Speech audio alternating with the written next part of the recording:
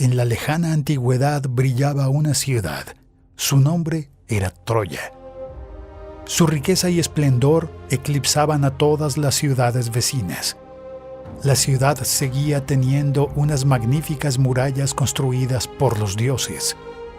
Dicho reino se desarrollaba rápidamente. Algunos decían que la ciudad llegaría a ser un día más desarrollada que la legendaria Atlántida. Pero las diosas giratorias del destino sabían que la única similitud entre Troya y la Atlántida era su triste destino. Príamo reinó en Troya con su esposa Hécuba. Ya había sido agraciado con su hijo Héctor, su primogénito, y la reina estaba embarazada de nuevo.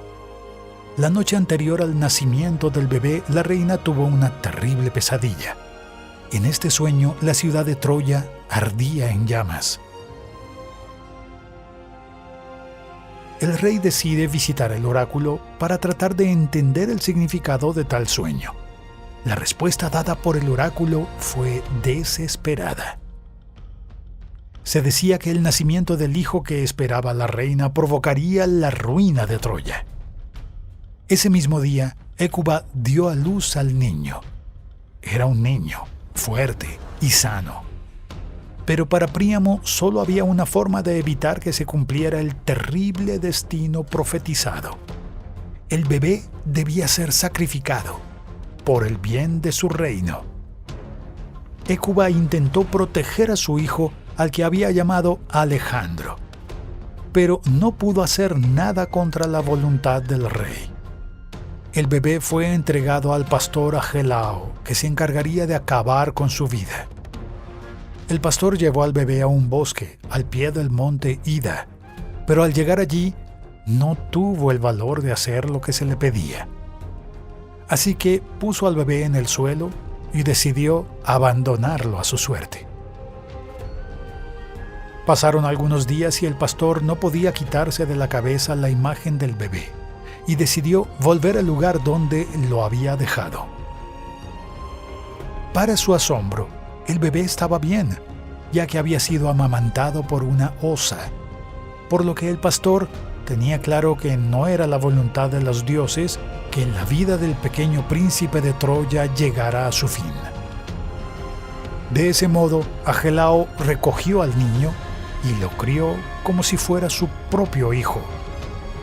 El bebé recibió el nombre de Paris y creció junto a los otros hijos de Agelao. Paris creció hasta convertirse en un hombre de impresionante belleza y fuerza física. Como su padre adoptivo, se convirtió en pastor. Llevaba una vida bucólica en el campo y tenía como amante a la bella ninfa Enone, a la que juró amor eterno.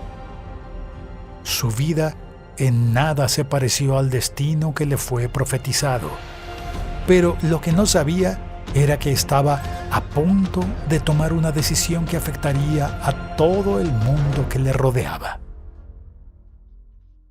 El joven Paris estaba cuidando su rebaño y se dio cuenta de que uno de sus jóvenes carneros se alejaba de los demás y se dirigía a una cueva cercana. Se dirigió a la cueva para rescatar al cachorro extraviado. Pero adentro de la cueva, Paris se encontró con algo realmente increíble.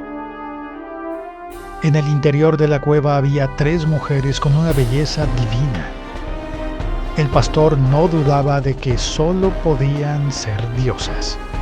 El joven no sabía que estaba a punto de tomar una decisión que cambiaría el destino del mundo para siempre. Ese mismo día había tenido lugar la boda de la Nereida Tetis con el héroe Peleo. Para los festejos del matrimonio se invitó a todas las deidades. Los dioses se entregaron a un gran y animado banquete. Pero alguien no había sido invitado. Se trataba de Eris, la diosa de la discordia, que se enfureció por el desaire y decidió que era necesaria una retribución. Sentadas a la mesa del banquete, Atenea, la diosa de la sabiduría, Afrodita, la diosa del amor, y Hera, la reina de los dioses, conversaban amistosamente. La diosa de la discordia voló sobre la mesa del banquete y soltó una hermosa manzana dorada entre las diosas. En la hermosa manzana estaba la inscripción "A la más bella". Esa manzana se conocería como la manzana de la discordia. Las tres diosas lucharon por la manzana, pues cada una de ellas se proclamaba la más bella de todas las diosas. Con su poderoso grito, Zeus interrumpió la contienda de las diosas y dijo que ese tipo de actitud no era digna de divinidades de ese linaje. Zeus trató de pensar en una forma de resolver tal impasse y decidió que un juez imparcial se encargaría de elegir a la que sería la más bella de las diosas. La manzana de la discordia fue entregada a Hermes, que guiaría a las diosas hasta el juez designado. Y de todos los hombres del mundo, fue el joven pastor, Paris, el elegido para resolver esta disputa. No era el más entendido, ni estaba muy familiarizado con la noción de justicia, pero las Moiras, las damas del destino, habían tejido este futuro para él. Después de conocer su tarea, las diosas fueron presentadas al pastor. «Soy Hera, esposa de Zeus. Elígeme la más bella y te haré el rey más rico de toda Asia. Te concederé un palacio comparable al Olimpo en esplendor. Soy Atenea, la diosa de la guerra y la sabiduría. Elígeme y serás el mayor general que jamás haya existido. En lugar de comandar rebaños, comandarás ejércitos y serás reconocido como un gran conquistador. Yo soy Afrodita, la diosa de la belleza y el amor. Mis epítetos ya me garantizarían el título de la más bella. Elígeme y te daré el amor de la mujer más bella del mundo». Afrodita le mostró entonces la imagen de la bella princesa Helena de Esparta. El corazón de Paris se vio embargado por el deseo de poseer a una mujer tan hermosa que solo podía compararse con la propia diosa de la belleza. Entonces el joven Paris entregó la manzana de oro a la diosa Afrodita. Mientras la diosa de la belleza se regocijaba en su victoria, el resentimiento se plantó en los corazones de las dos diosas que fueron pasadas por alto. Las diosas Atenea y Hera juraron vengarse del príncipe troyano y el pueblo de Troya pagaría un gran precio por la elección de Paris. La ciudad de Esparta estaba de fiesta con el regreso de la princesa Helena, que había sido secuestrada por el héroe Teseo, pero acaba de ser rescatada por sus hermanos gemelos, Cástor y Pólux. Helena debutaba y por su belleza era la princesa más deseada de Grecia. Al enterarse de que la bella Helena había llegado a la edad de casarse, todos los pretendientes se dirigieron a Esparta. Su padre, el rey Tindareus de Esparta, no sabía qué marido elegir para su hija, ya que cualquier elección que hiciera podría ofender a todos los demás. Estaba en una encrucijada. Entre los nobles presentes estaba Odiseo, el rey de la isla de Ítaca, que era conocido por su astucia y su mente sagaz. Aunque era hijo de Laertes, uno de los argonautas, se decía que en realidad era hijo de Sísifo, el hombre que era tan inteligente que engañó a los dioses e incluso a la muerte. Odiseo no tenía ningún interés en Helena, pues sabía que una mujer de tal belleza solo le traería problemas, y su corazón ya se había enamorado de Penélope, que tal vez no fuera tan bella como Helena, pero era mucho más inteligente. El astuto noble se acercó al rey y le hizo la siguiente propuesta. Le dijo al rey que utilizara su influencia sobre su hermano Icario para convencerle de que le diera la mano de Penélope en matrimonio, y así le ayudaría a resolver la difícil situación en la que se encontraba el rey. Tíndaro, conociendo la famosa astucia de Odiseo, no tuvo dudas y aceptó la propuesta. Entonces Odiseo le dijo lo que debía hacer. Y tras escuchar el plan de Odiseo, el padre de Helena se dirigió a los pretendientes. Dijo solemnemente que no interferiría con la voluntad de los dioses y por lo tanto dejaría que la princesa Helena tuviera el derecho de elegir a su propio marido. Los pretendientes estaban entusiasmados, pues los que se habían creído con pocas posibilidades de ser elegidos por el rey tenían ahora renovadas sus esperanzas. Pero el rey exigió que primero todos debían jurar aceptar su decisión por Helena, fuera cual fuera, y que defenderían el carácter sagrado de este matrimonio aunque llevara a la guerra. Todos los pretendientes aceptaron la propuesta del rey espartano y prestaron tal juramento que se selló durante el sacrificio de un caballo. Cuando Helena tuvo la oportunidad de elegir a su marido, examinó cuidadosamente todos los regalos. Allí estaban los más valientes guerreros, reyes y nobles de Grecia. El único regalo que no estaba disponible era Agamenón, el poderoso rey de Micenas, que ya estaba casado con Climenestra, su hermana. Fue cuando puso sus ojos en el príncipe Menelao, que era tan guapo que le hizo temblar las rodillas. Todo sucedió como Odiseo y el rey habían planeado. El rey de Ítaca estaba seguro de que Helena elegiría a Menelao, porque era sin duda el más bello.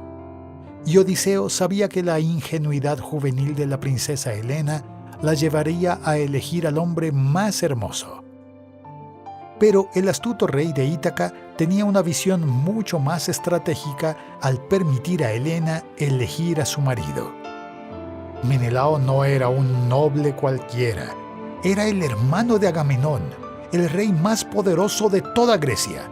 Así que ninguno de los otros pretendientes se atrevería a intentar entrar en un concurso por Helena, temiendo la ira de Menelao y su poderoso hermano. Tal y como le habían prometido, Icarius, el padre de Penélope, entregó a su hija al héroe. Y así Odiseo conquistó con su astucia uno de los tesoros más preciados de Grecia. Helena y Menelao se casaron, y con la muerte de Tíndaro, la pareja heredó el trono de Esparta, y durante varios años la pareja viviría en relativa armonía. De esta unión nació la princesa Hermione, pero el reino de Esparta sería sacudido por una tormenta que se avecinaba.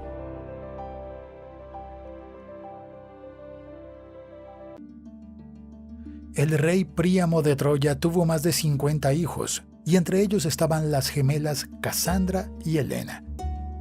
Desde pequeñas, su padre determinó que serían entregadas para servir en el templo de Apolo. Un día, cuando aún eran niñas, estaban jugando en el templo de Apolo y se olvidaron de la hora de volver a casa. Como ya era tarde, acabaron durmiendo en el templo. Durante la noche, una serpiente enviada por Apolo lamió las orejas de las jóvenes, y así recibieron el don de la profecía. La joven Casandra creció y se convirtió en una hermosa mujer. Tal belleza encantó al dios Apolo. El dios declaró su amor por la joven, pero ella lo rechazó. Apolo consiguió ocultar su enfado por el rechazo y le pidió solo un beso. Cuando la joven acercó sus labios al dios, éste escupió en su boca y la maldijo. Casandra aún poseía el poder de la profecía, pero había perdido el poder de la persuasión. De este modo, nadie más llegó a creer en sus profecías. Casandra llegó a ser vista y tratada como una loca. Si la pobre Casandra no hubiera rechazado al dios Apolo, el gran baño de sangre que se avecinaba podría haberse evitado. En Troya se preparaba una fiesta anual en honor al príncipe Alejandro de Troya, que todos creían muerto. Los soldados reales fueron al monte Ida en busca de premios para los ganadores de los juegos que tendrían lugar en el festival. Los guardias eligieron como tributo para los juegos el toro favorito del pastor Paris, que no estaba dispuesto a perder el toro que tanto apreciaba. Así que partió hacia Troya para inscribirse en el torneo e intentar recuperar a su animal. Enone, la ninfa con la que Paris vivía como si fuera su esposa, profetizó. Ella le dijo que si se marchaba a Troya, no volvería a tenerla en sus brazos, pues eso le llevaría a cruzar el mar Egeo y encontrar a otra que ocupara su lugar en su corazón. Y cuando finalmente se decidiera a buscarla de nuevo, sería demasiado tarde. El joven pastor nunca había estado en una ciudad como Troya y quedó maravillado por el esplendor y la grandeza de la ciudad. Se inscribió en los juegos donde lucharía contra los mejores guerreros de Troya. Entre ellos se encontraban algunos de los hijos del rey Príamo, incluido Héctor, el príncipe heredero.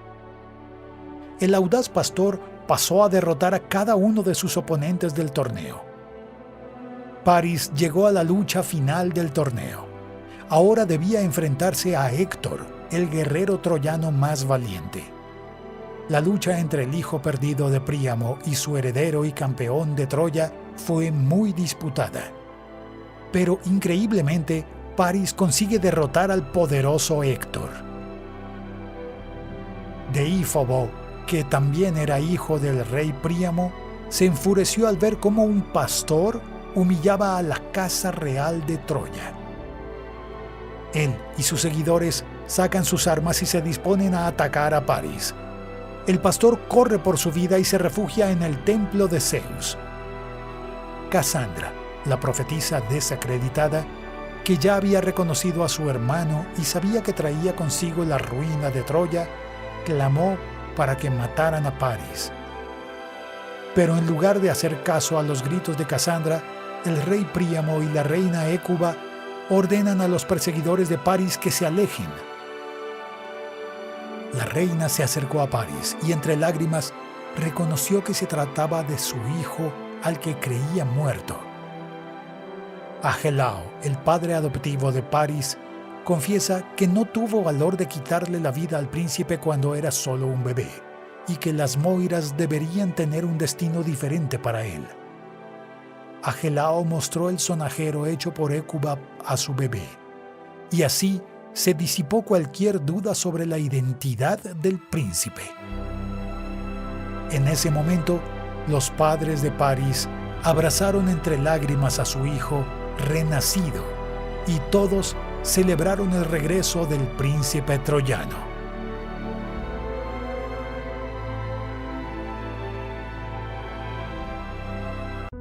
Habían pasado 10 años desde que Paris retomó su posición como príncipe de Troya, cuando una comitiva espartana atracó cerca de Troya. Al frente de la comitiva griega estaba Menelao, rey de Esparta, que solicitó permiso para llevarse a casa los restos de los guerreros griegos que aún quedaban del último conflicto entre aqueos y troyanos. Paris se encargó de presentar la hospitalidad troyana a los visitantes, que se mostraron muy satisfechos con la acogida. Antes de marcharse, Menelao dijo que deseaba corresponder a la hospitalidad del príncipe y le invitó a visitar Esparta. Príamo, el rey de Troya, echaba de menos a su hermana Hesione, que había sido secuestrada por los griegos cuando Hércules atacó a Troya. el rey decide organizar una escuadra que parta hacia Grecia para recuperar a la hermana del rey que se encuentra en Salamina, y les autoriza a utilizar los medios que sean necesarios para cumplir su misión. El mando de la expedición fue otorgado al príncipe Paris, que contaría con la ayuda del príncipe dárdico Eneas. Gracias a la diosa Afrodita, los vientos llevaron las naves troyanas a la costa espartana. Paris decide aprovechar la invitación de Menelao para estrechar la relación con Esparta y recuperar fuerzas antes de partir hacia Salamina, donde se encontraba la hermana del rey troyano. El rey Menelao se mostró muy complacido y recibió a los troyanos deseando mostrar lo mejor de la hospitalidad griega. Menelao estaba muy orgulloso de su bella esposa y por eso le ordenó que se pusiera su más bello atuendo para presentarla a la comitiva troyana. Paris quedó maravillado cuando se encontró con la hermosa reina Helena. Esta solo podía ser la mujer a la que Afrodita había prometido como su amor. La ingenua reina no sabía que Eros, por orden de la diosa Afrodita, la espiaba con su arco. Helena también quedó sorprendida por el encanto y la belleza del príncipe. A sus ojos era más hermoso que todos los griegos que había visto. Menelao era quizás el más bello de los reyes griegos, pero su belleza fue eclipsada por Paris, que era portador de una belleza casi divina. Fue entonces cuando el corazón de la reina fue atravesado por una de las flechas de Eros, y así Helena se dejó llevar por la pasión por el príncipe troyano. Eran días de fiestas y banquetes promovidos por el rey de Esparta en honor a sus nobles invitados troyanos. Lejos de los ojos del rey, una llama se apoderó de los corazones del príncipe troyano y de la reina de Esparta. Pero, como obra del destino, una noticia de la isla de Creta llegaría para facilitar que la promesa de Afrodita se cumpliera. Llegó la noticia de que Catreo, el abuelo de Menelao y rey de Creta, había muerto. Por lo tanto, Menelao tuvo que partir para el funeral en Creta, pero dejó a su huésped al cuidado de la reina, que reinaría en su lugar. Solo faltaba que el rey de Esparta le diera la espalda para que Paris y Helena dieran rienda suelta a toda la pasión reprimida. La pareja adúltera fue presa de una locura pasional. El príncipe de Troya y la reina de Esparta decidieron huir juntos a Troya. Paris aún cometería un último pecado contra la hospitalidad de Menelao. Reuniría a sus hombres para robar el tesoro de Esparta. La pequeña guarnición del palacio fue sorprendida y no pudo hacer nada para defender los tesoros de su rey. La población de Esparta se rebeló contra los troyanos y trató de impedir la huida de Paris, que intentaba secuestrar a su reina. Lanzaron piedras y flechas, pero protegidos por la guardia troyana, la pareja logró embarcarse con seguridad en su nave. La escuadra troyana dejó atrás Esparta, llevando en su cubierta un gran tesoro en oro, plata y joyas. La pareja de enamorados parecía satisfecha y creía estar en camino de encontrar su felicidad. Pero el rastro dejado por los amantes fue seguido por Ares, el dios de la guerra, y su siniestro séquito. Paris y Helena traerían la guerra, la muerte y la desesperación directamente a Troya. El secuestro de Helena sería el detonante y el inicio del conflicto que se cantaría durante milenios. La guerra de Troya estaba comenzando. La reina Helena de Esparta y el príncipe troyano Paris atracaron en la isla de Cranae, que aún estaba cerca de la costa del Peloponeso. Estaban embriagados por la pasión que les infundía Eros y querían dar rienda suelta a ese sentimiento. París y Helena tuvieron su primera noche de amor en las playas de Crenae, mientras el resto de los troyanos se deleitaban con el tesoro saqueado por Menelao. Pero la noticia no tardaría en llegar a Creta, donde Menelao y su hermano Agamenón aún lloraban el cadáver de su abuelo. A Menelao le invadió la ira y un fuerte deseo de venganza. Agamenón trató de calmar a su hermano y le aseguró que haría todo lo posible para hacer cumplir el juramento que los nobles griegos hicieron cuando Helena eligió a Menelao como esposo.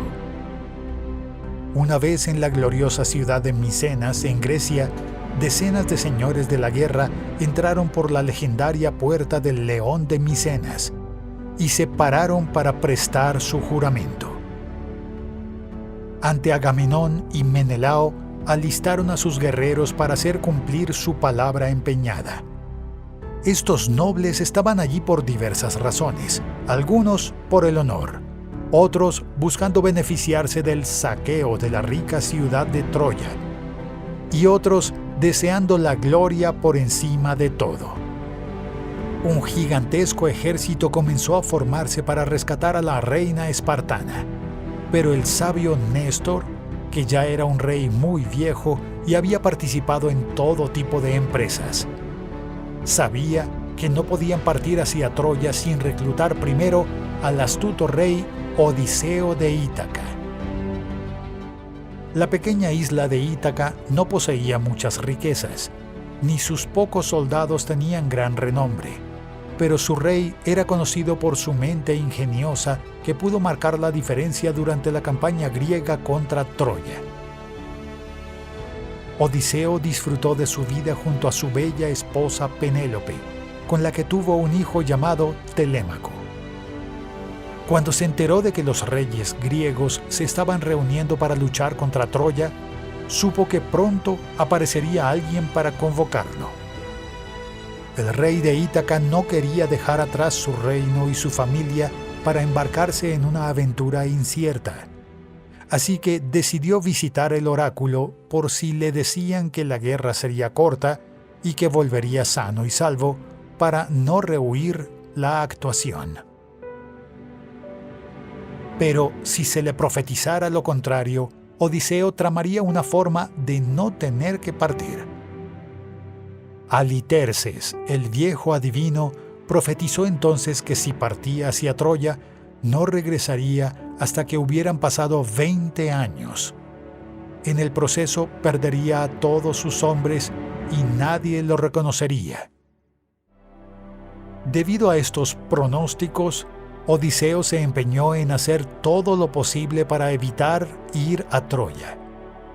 Así que Odiseo procedió a hacerse el loco, y la noticia de que el rey de Ítaca se había vuelto loco se extendió por toda Hélade. La noticia llegó a los reyes que se reunieron en torno a Agamenón. Se entristecieron al conocer la noticia, pero el rey Palamedes de Eubea, que era casi tan astuto como Odiseo, sospechó del ardid. Palamedes, Menelao y Agamenón parten hacia Ítaca para comprobar la situación real de Odiseo. Cuando llegan, les recibe la bella Penélope con su hijo Telémaco en el regazo, y parece entristecida por la situación en la que se encuentra su marido. Odiseo trabajaba la tierra con un arado tirado por un buey y un burro, una combinación bastante inusual, y sembraba la tierra con sal. Menelao y Agamenón descubrieron que Odiseo había perdido la cabeza, pero Palamedes, a pesar de la grotesca escena, no estaba convencido. Tomó al bebé del héroe de los brazos de su madre y lo colocó frente al camino que Odiseo recorría con el arado. El rey de Ítaca detuvo bruscamente a los animales para no atropellar a su hijo, revelando así que su locura no era más que un truco. Odiseo miró con furia a Palamedes, mientras devolvía a su hijo a los brazos de su madre. Odiseo pidió a sus compatriotas que olvidaran lo sucedido, pues su futuro era ahora Troya, y juró que lucharía contra los troyanos con un valor sin igual junto a los 2 hijos de Atreo.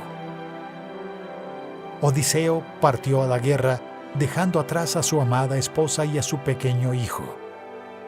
Odiseo nunca perdonaría a Palamedes por haberle desenmascarado, y estaba decidido a vengarse de él en cuanto tuviera la oportunidad, por haber puesto en peligro a su hijo y alejarlo de su familia. Ahora Odiseo tenía su primera misión: encontrar el paradero del famoso hijo de Peleo. Su nombre era Aquiles.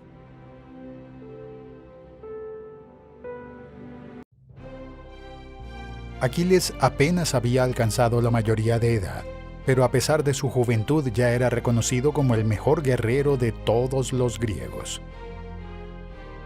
Aquiles era hijo del rey Peleo de Tesalia y de Tetis, una deidad del mar.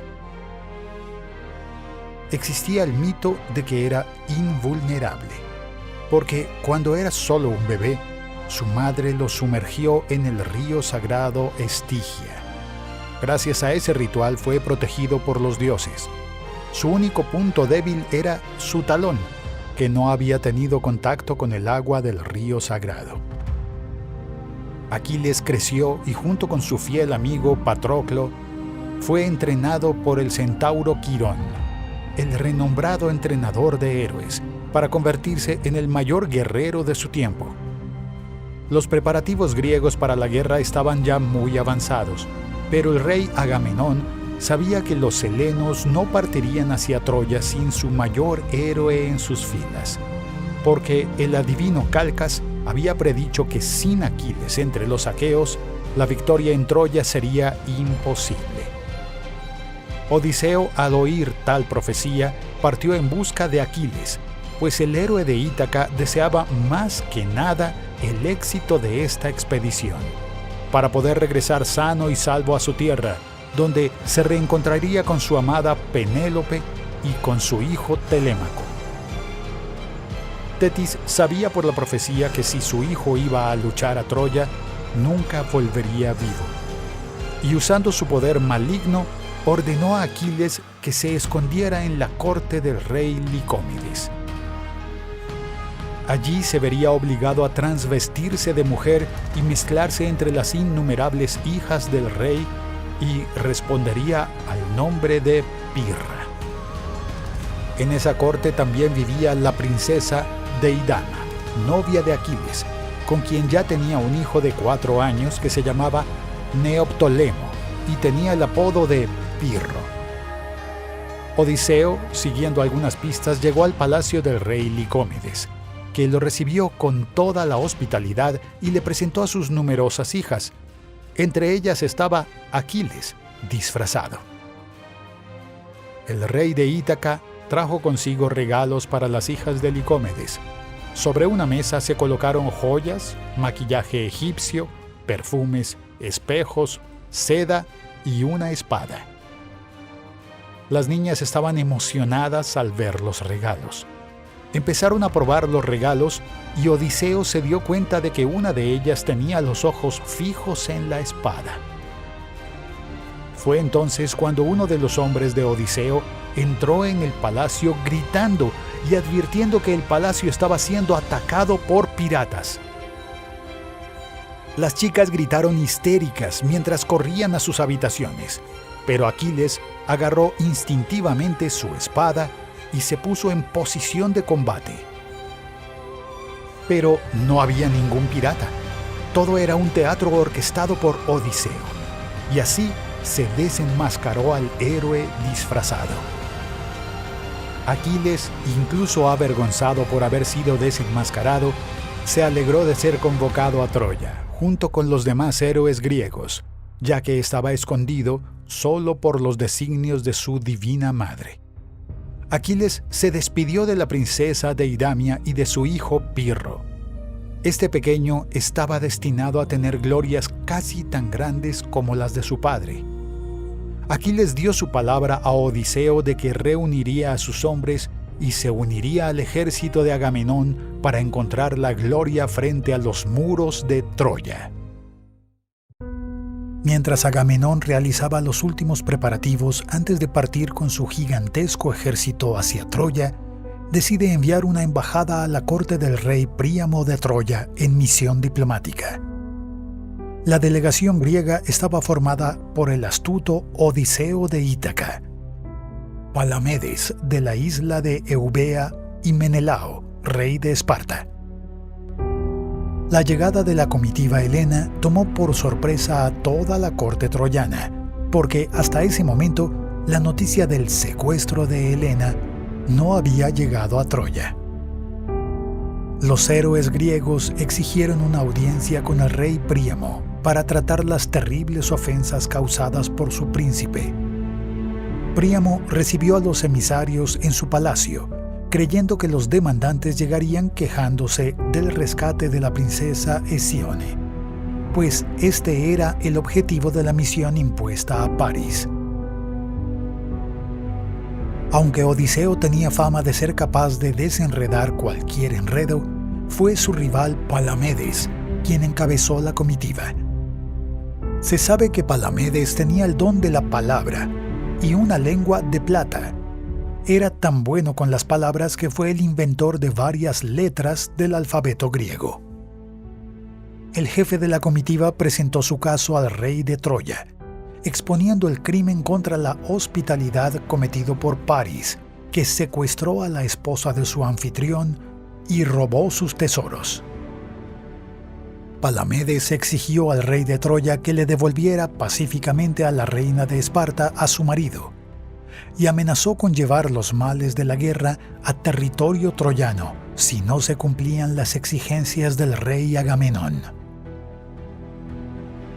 En este momento, los hijos de Príamo sacaron sus espadas, pues se sintieron ofendidos por la amenaza proferida por los griegos.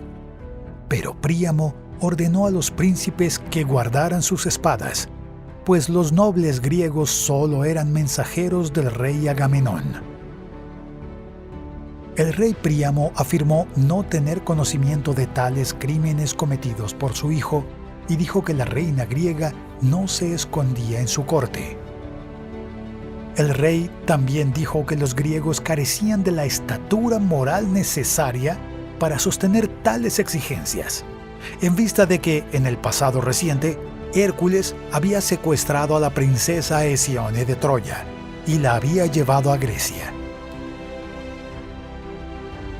Por lo tanto, Príamo dijo que devolvería a Helena a los griegos si le devolvían a su hermana, a la que no había visto desde hacía mucho tiempo. Palamedes fue tajante al afirmar que las condiciones del gran rey Agamenón no eran negociables y que Hesione vivía ahora felizmente en Salamina, donde reinaba junto a su marido, y había enviado a su amado hijo Teucro a unirse al enorme ejército heleno que convertiría en polvo a los muros de Troya.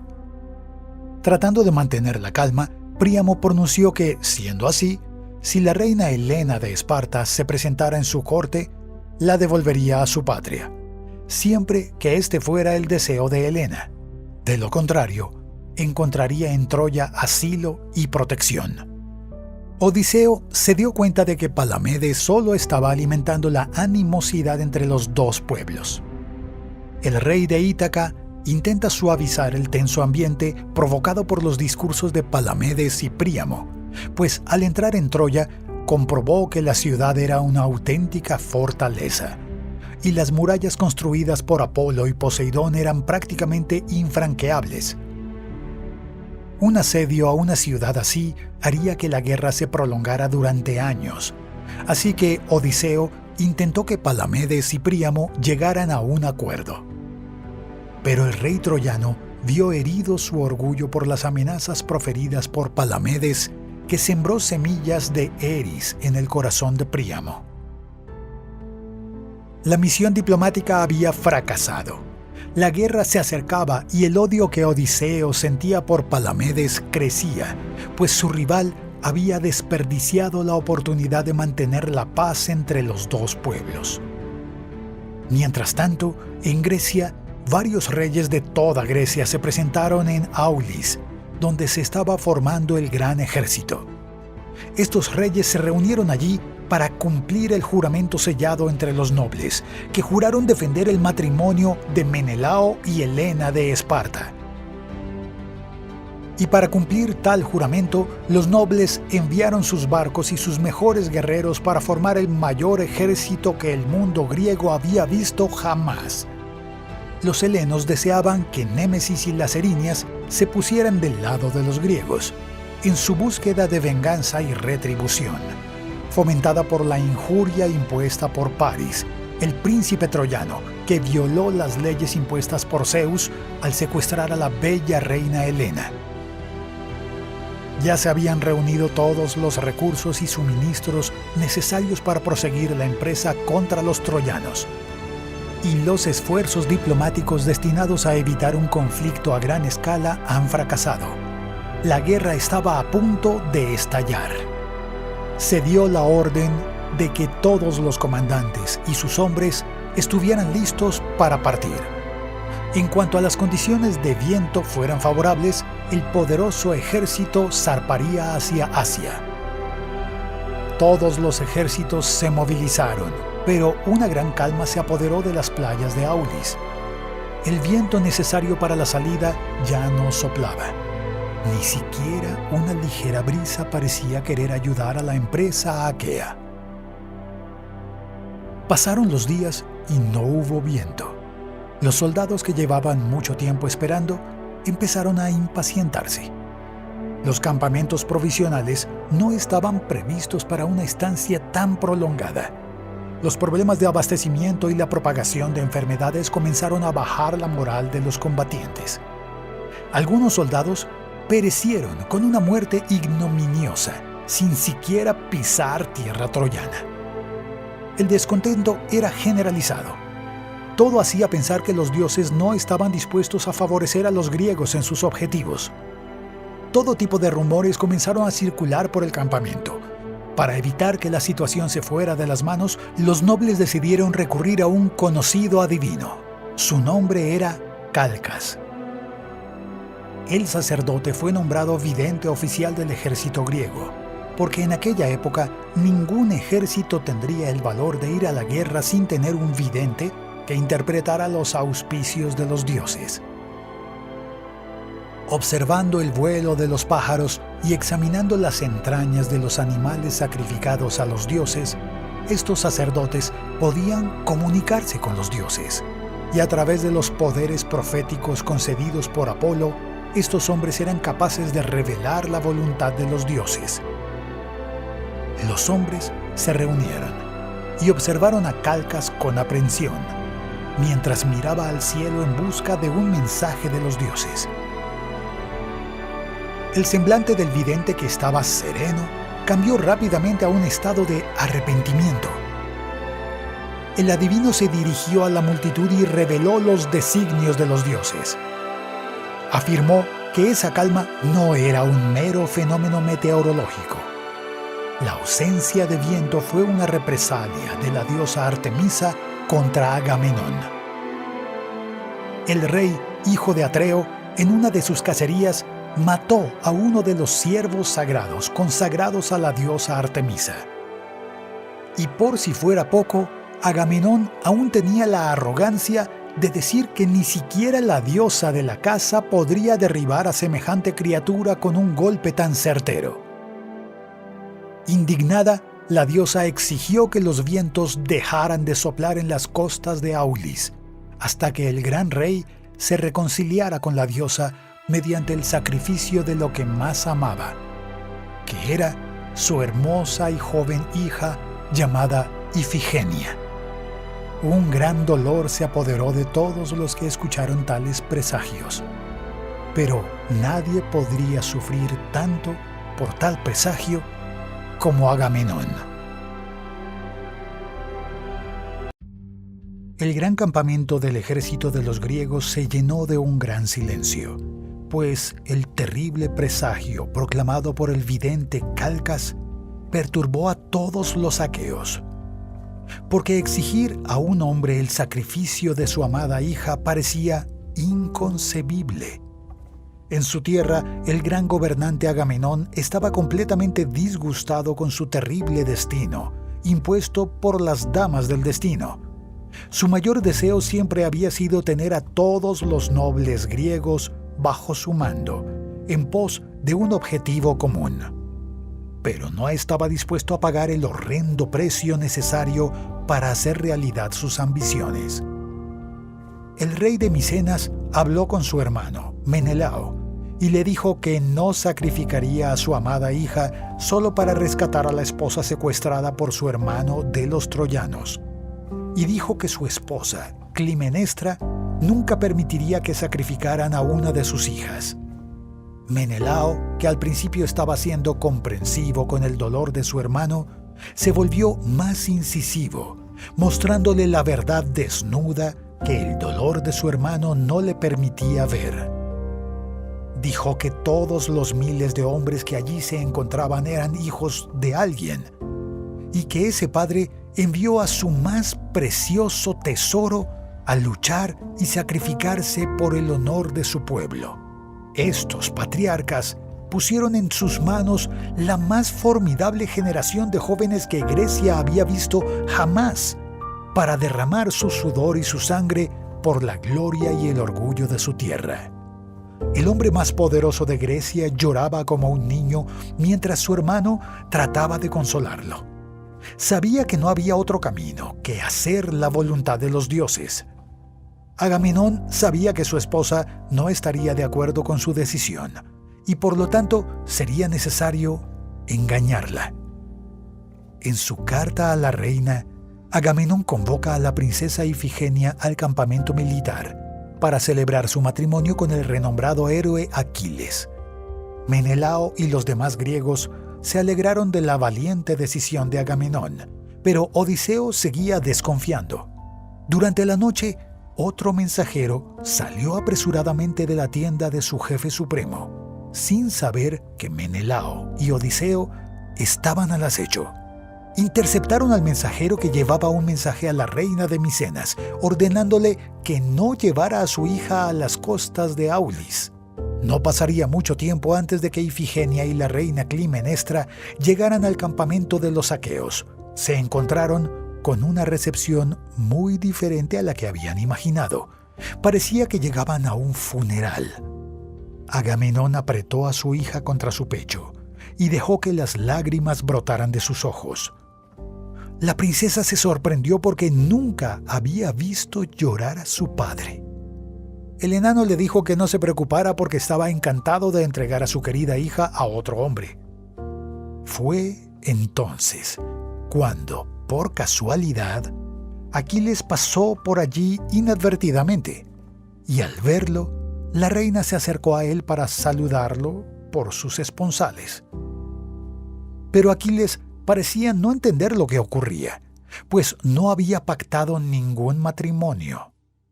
Fue entonces cuando Aquiles comprendió toda la artimaña de Agamenón, que utilizó su nombre para atraer a su hija al sacrificio. Indignado, reveló toda la verdad a la reina.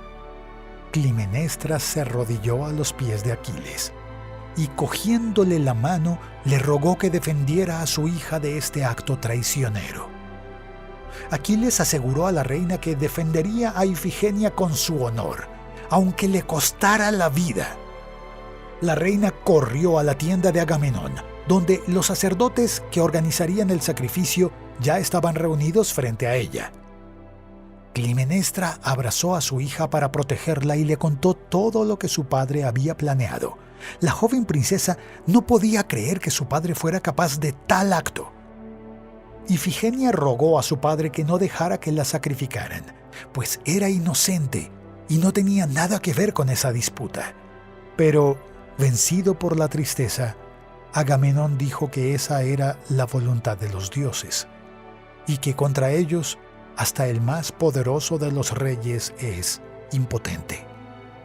Fue entonces cuando Aquiles irrumpió en la tienda, ya con la espada en la mano, y dijo que nadie tocaría a la princesa mientras él estuviera vivo.